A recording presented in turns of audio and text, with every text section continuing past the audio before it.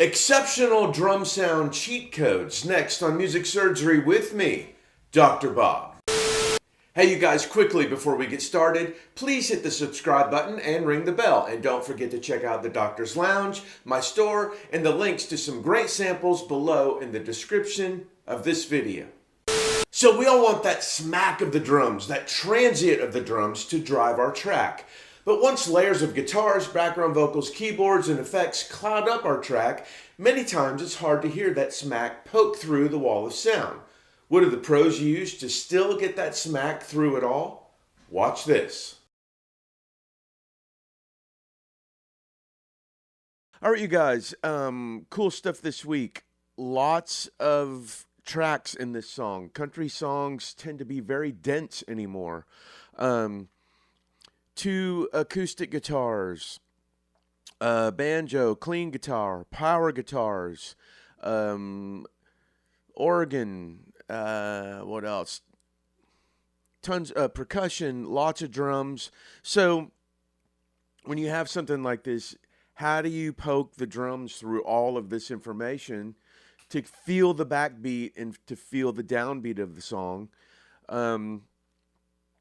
There's several ways. There's several ways to do it, and there's several ways to get things out of the way to where it makes more sense. So let me just play you a little bit of this like I normally do, and we can listen, and then I'll show you what I've done.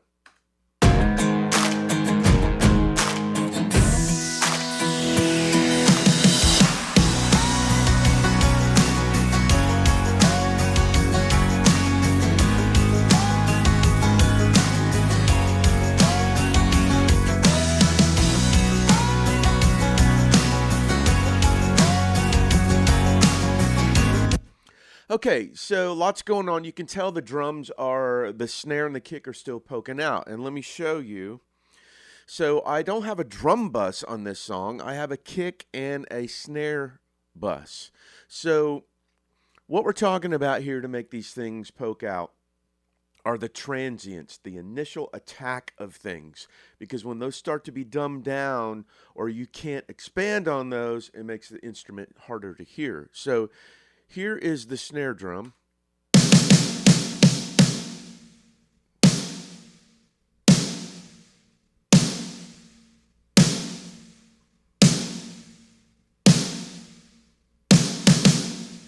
Now, as you can tell, I have about 8 snares making this up, maybe even more.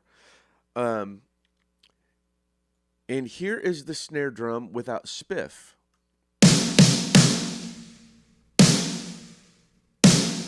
Hear how it's flabbier, looser? Here it is with spiff.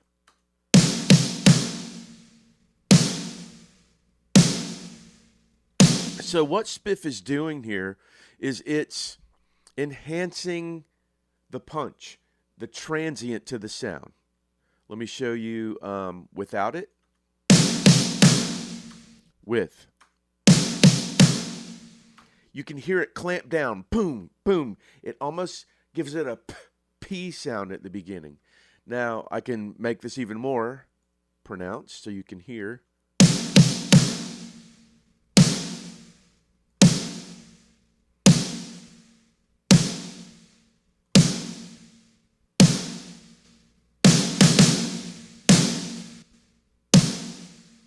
I mean, that's a massive, massive difference.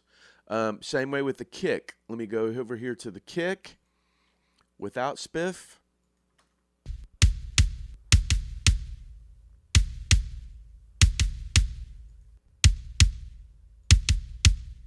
With spiff. And let me just exaggerate that.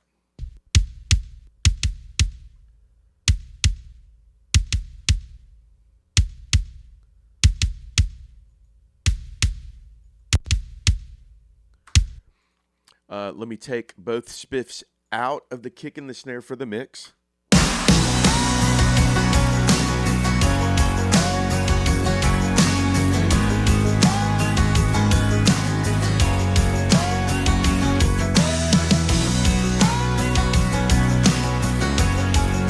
I mean, it changes everything.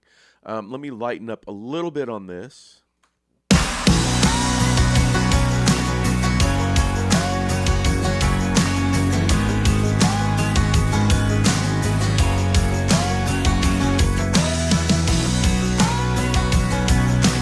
So you can hear how I'm getting more thump, more crack from the top end of that snare. Now, that's not a really cracky snare. It's kind of a mid-low snare, but I still need punch to get through everything. Now, another thing, these are Transient designer plugins. Spiff is one of those. Now, another thing that I've done to one of the kicks before that going in is I've put an SPL Transient designer on just that kick. Here it is before and after. Now, in this case, I'm rolling some attack off because I just want the beautiful low-end kind of roundness of after the transient, because I'm getting a lot of transient from this Tom Lord Algae kick.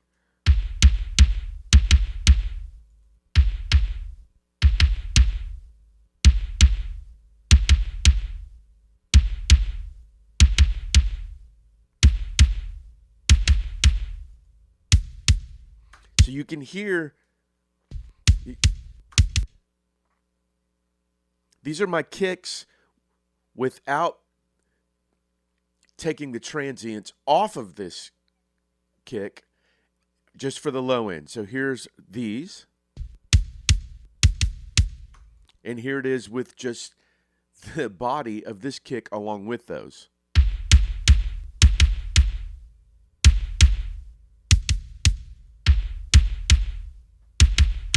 Huge difference. So sometimes you can take transients off of something if you just want the body of that sound, but you're going to definitely want transients, the attack of the transients for other things. Now, let me show you another trick to get things out of the way of that, of the transients of the snare.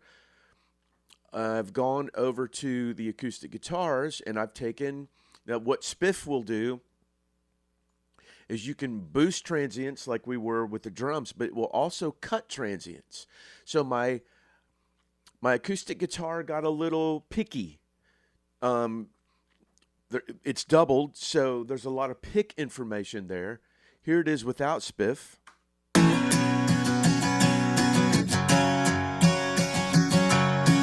And with it.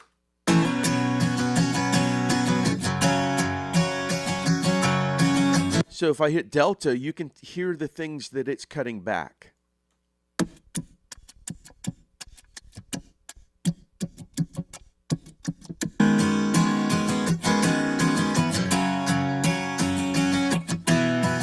Just cleaning up those transients. I mean, I never thought you could clean up transients, but these plugins are so good at defining and redefining things. Same thing with a banjo. The thing about a banjo is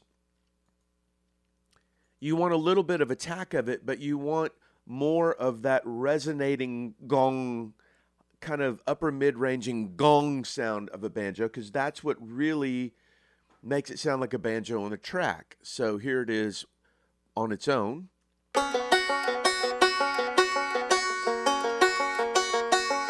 So I'm getting that resonating head on top of the banjo, but I'm getting a lot of pick, so I can take that out. Here's what I'm taking out.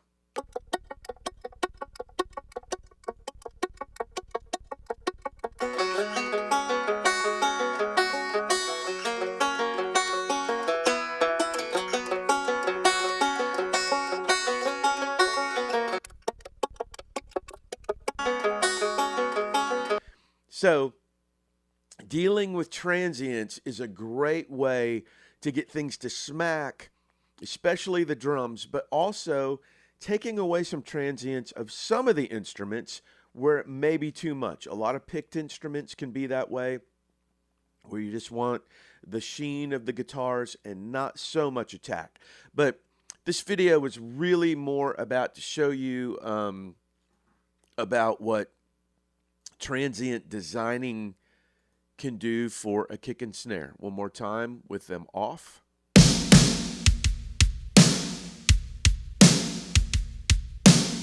And on. Just really refocuses those drums in a way that I know can poke through this dense track. Well, there you go. I work on a lot of dense tracks, and this has been a huge tool for me. Try out the transient designers I showed or any others and get your drums big and loud where they belong.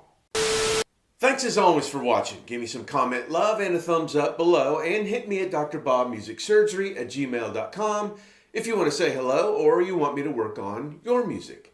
Take care of yourselves and each other, and I'll see you the next time the doctor's in.